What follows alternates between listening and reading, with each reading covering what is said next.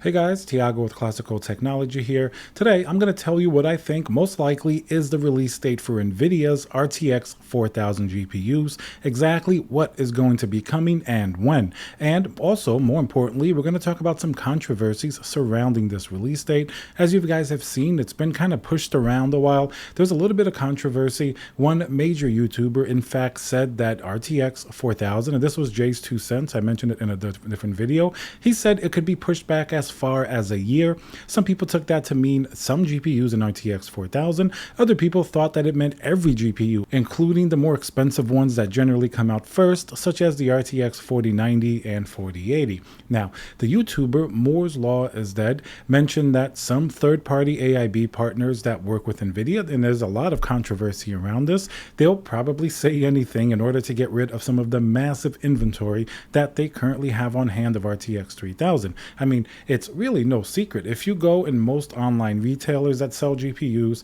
most physical stores such as Micro Center, the stock has been pretty much at historically high levels compared to what it was last year.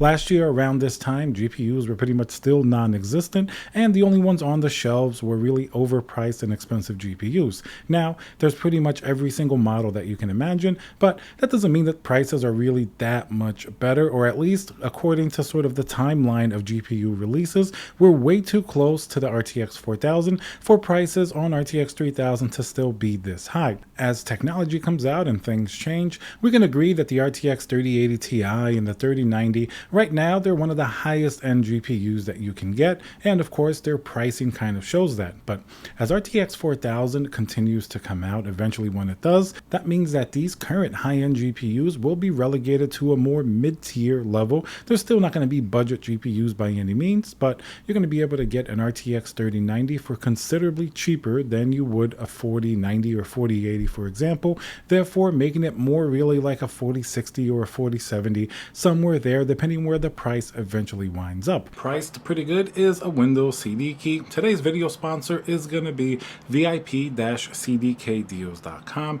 Very simple process. You can get a Windows 10 Pro CD key and remember to use code CC20 for a nice discount. Now, the third-party AIBs certainly want to sell as many of these GPUs as possible. Moore's Law is Dead even mentioned that a lot of them had some issues with Nvidia, who generally want you to buy a certain amount of allocation for RTX 3000, for example, and make sure that you can sell it in order to assure that you're going to get a good allocation of the future GPUs, which is going to be the RTX 4000. But it seems like a lot of these AIBs got a little bit fed up with the situation because they simply cannot sell these GPUs at the current pricing that they've had to pay for whatever it is. So it seems like they've probably had some issues with Nvidia, and the same can also hold true for AMD, maybe to a lesser extent, as Nvidia does have more market share. So they definitely have to figure something out behind the scenes, be it some type of rebate program or something to allow them to not only get RTX 4000 but also sell the current stock that they have now.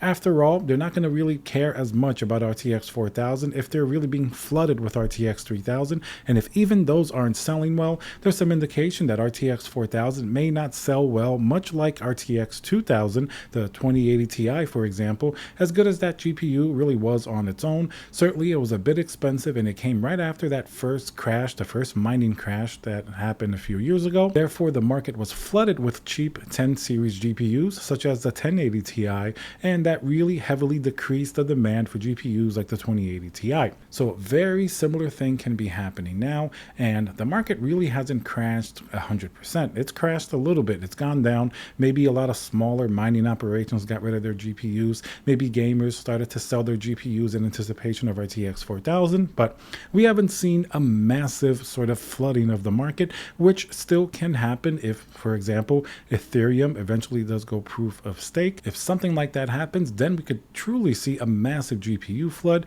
and then nobody's going to be buying an expensive GPU because they're going to be able to buy cheap 3080s and 3090s, which are going to be a lot more attractive than 4080s and 4090s at massive price markups. Even though those are going to be one of the best performing GPUs, they're also going to be extremely expensive compared to what you can get on the used market in case a crash happens, or even in the market like we're having now that's really going down a bit quickly. So the large amount of RTX 3000 GPUs still to be sold that are out on the market, that explains why RTX 4000 is so unstable in terms of its sort of release date. date. That's why there's been a lot of speculation, because after all, as soon as Nvidia announces RTX 4000, that's going to have an even worse effect on the pricing of RTX 3000. I guess it's worse if you're on the sort of the retail side, but if you're a consumer and you're looking for RTX 3000, then obviously it's going to be much better for you. You're going to be able to pick whatever GPU you want at a significant discount whenever the new generation comes out, which is typically what happens, but even more so in sort of the very recessed market that we have now. So now that we know some of this controversy regarding sort of the AIBs and Nvidia and sort of what's going on the market in terms of stock,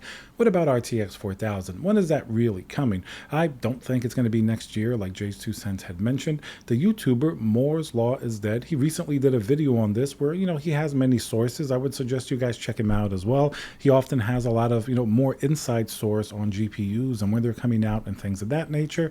He mentioned that he's pretty sure they're going to come out in October. Now, at least the RTX 4090, which I've been saying all along, that's usually how Nvidia sort of likes to release their products. They're really high-end SKUs first. Of course, that lets them put out the best performing GPU right away. That impresses everybody. And in case they have some issues in the beginning, that's only going to be the higher tier GPU that not everybody's going to get. Of course, the sweet part of the market is usually maybe a 4060 or 4070. Those could still be a while away, but according to Moore's Law is Dead, he's pretty sure at least a 4090 is coming, maybe even a 4080 during that month in October. Previously, Nvidia sort of released 2 or 3 GPUs of the RTX 3000, like the 3090 and 3080. Nvidia released the 3090 and then the 3080 fairly close together with a little bit of space in between. So I think the same thing is going to happen here. Will we see an RTX 4070, which could end up being a very important GPU because of its price to performance and the way it may dominate even RTX 3000? Nobody's really sure if we're going to see that yet. Maybe even Nvidia doesn't know if it's coming out this year or not, but I would be pretty certain that the 4090 and 4080 around that October timeframe would certainly be around when it's going to come out. That's going to give the AIBs enough time to maybe deal with some of the RTX 3000 issues, and of course Nvidia can just sort of slowly paper launch it since it's the higher end SKUs, giving them time to sell almost as lower end in the RTX 3000 series. 3080s and 3070s, which used to be high end, they'll now be going for cheaper, and people that usually have a budget of maybe $500 to $600 and would typically pick up like a 3070 or 3070 Ti, maybe they can now get in their budget like a 3080 or 3080 Ti, because sort of the pricing of RTX 4000 is going to make everything decrease in pricing with its downward pressure as being the new product on the market. Of course, as soon as that's announced, let's say if the 4090 is anywhere between $1,500 to $2,000, that's going to mean every 3090 Ti and 3090 should go down a pretty significant amount. If they are already $1,400 to $1,500 for a 3090 Ti, you could see those easily going down to $1,100, $1,000, maybe even lower, not to mention 3090s and 3080 Ti's. They're certainly going to get considerably cheaper, and therefore many gamers will use those as sort of the mid-range GPUs, even though they were high-end before, and the really high-end buyers will probably go for 4090s and maybe 4080s, which off the bat should be pretty expensive. So most likely that's going to be Nvidia's strategy. They have to be very careful not to anger their third-party AIB partners, which are already sitting on a lot of stock of RTX 3000. At the same time, they also have to keep an eye on AMD. RDNA 3 should also be coming out by the end of the year, at least the high-end GPUs as well. Lisa Su also hinted that it may come out this year, so we could expect a high-performing GPU to come out in order to compete with Nvidia.